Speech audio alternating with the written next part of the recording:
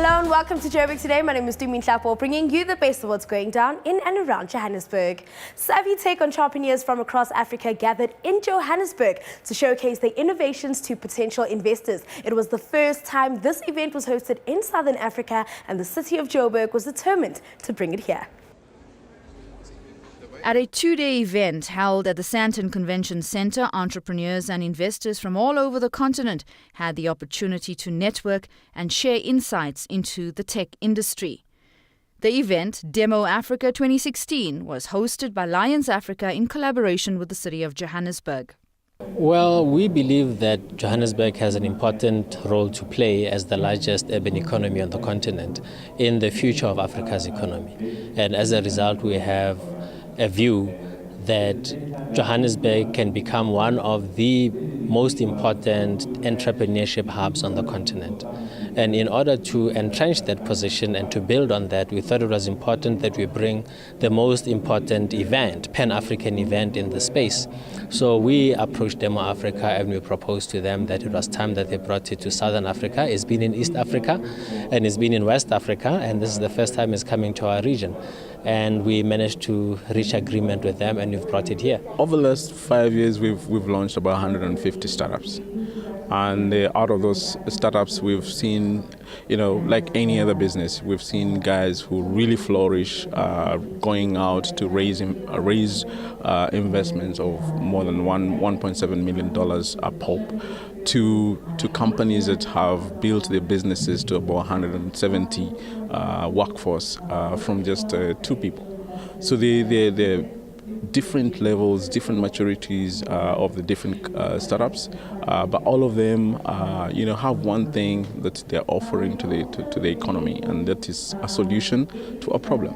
There are 27 tech startup participants at this year's event. For them, this platform offers them the opportunity to showcase what they have to offer to the rest of the world. Of course, there are potential investors present here as well, with a mandate to invest in new startups. So a great opportunity for these young entrepreneurs. Well, I'm going to start out by chatting to an entrepreneur all the way from Kenya who has developed a roof made entirely of solar panels. We offer roof tiles that also power your house.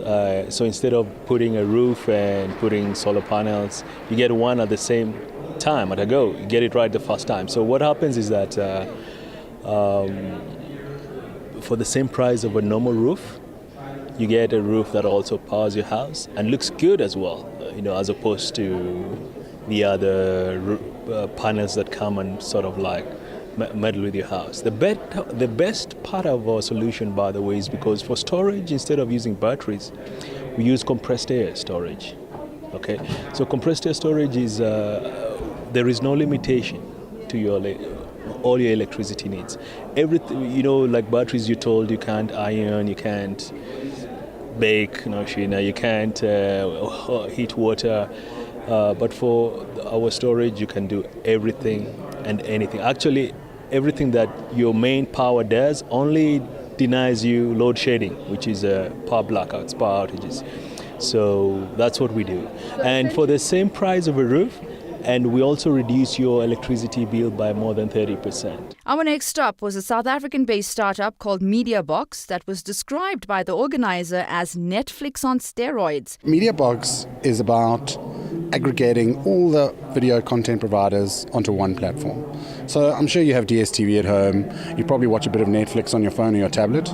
So we want to take that experience across all the available vendors out there onto your TV instead of just on a phone or a tablet. So what we have done is we've created a very high quality device in the MediaBox with a very intuitive interface and easy to use for anyone young or old. Okay, at what we think is quite a good price point as well. So as a consumer, when you purchase a MediaBox, you get all the available content pre-installed and ready to go as you switch it on at home. The only thing you've got to do is hook it up to your Wi-Fi or plug in an Ethernet cable to your internet, and away you go. Nashina Mohammed for Joburg Today.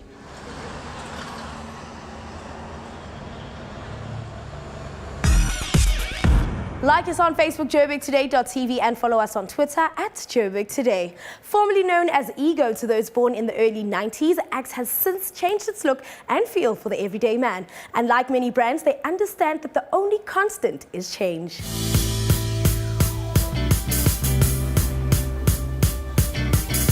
Gone are the days where men subscribed to the same ideas of what a man should be. Whether in terms of apparel, behavior, or occupation, the modern man is transcending the norm and forging a new understanding of manhood. And that is what Axe has to offer. Yeah, so I think, we'll take it a little bit lower down. So, we've actually avoided the celebs and everything. We've actually said who is our consumer and who is our target market, what is important to them, And I think if we think back to what Axe was about, very much that lad culture, that tits and ass brand of the past, And if you think about it, for a change, Axe was always at the forefront of popular culture and trends. And we've almost been left behind as a brand over the last few years, which, again, was an unusual place for Axe. And so what happened is there's a whole big global study where over 10 countries, over 3,500 of us average guys who were interviewed to really find out how what does masculinity mean today? What is attractiveness? Because that forms a big part of it. And how do you be attractive to this world around you? And basically what we've seen is that there's this new modern masculinity that has emerged. We've moved away from the lad culture. Our target market have moved away.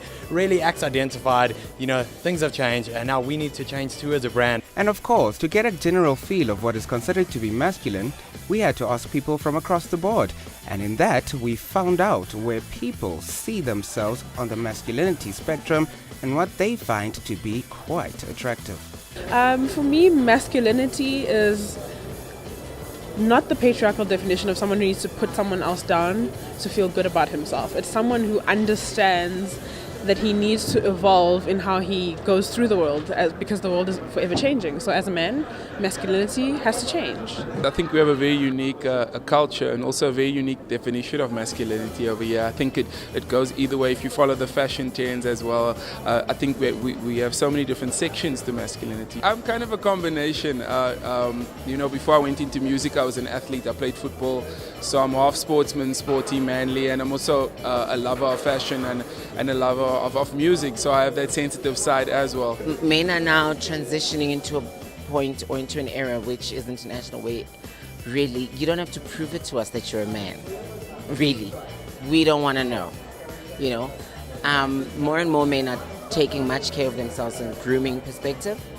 But of course, you do find those traditionalists who are Zulu. But who, I'm joking, but you do find those who are just very steadfast on what it is and who they are and stuff like that. And there you have it, people. There's a revolution on its way, and you can't really just place guys in one box and expect us all to be butch and have beards and macho man. Look at me, perfect example. I'm Riley Sakaniposakwe for Joburg Today.